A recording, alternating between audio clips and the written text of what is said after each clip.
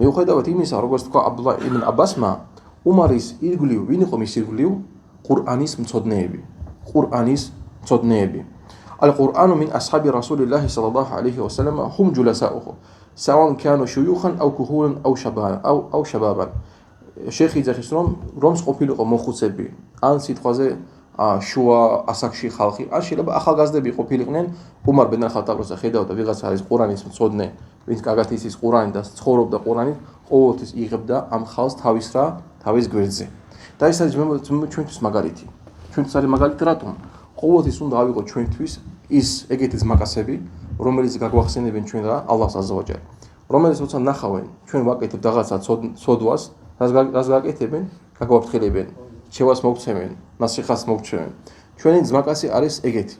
ჩვენი ძმაკაცი არ არის ის ადამიანი, რომელიც როცა ხედავს, რომ ჩვენ ვაკეთებთ რაღაცა ცოდვას, იცინი შენთან ერთად.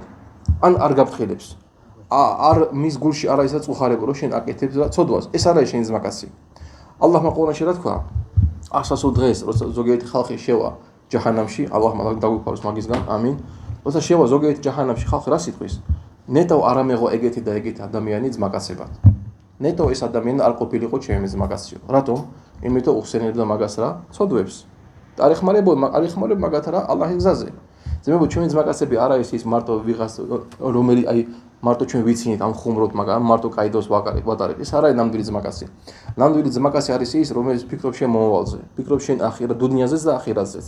ფიქრობს შენს რა, შენ ურთიერთობას ალლაჰთან ერთად. ეს არის ნამდვილი ძმაკაცი. და ჩვენ თუ ვიცნობთ ვიღაცა ჩვენს ირგვლივ ეგეთი ხალხი არ უნდა გავუშვოთ და არ უნდა ვაწყენინოთ. მით უმეტეს თუ ის არის სწავლილი და ასე შემდეგ. ალლაჰმა ჩვენს გაგოსწოროს და გაგხადოს საალიჰი ადამიანები. ამინ.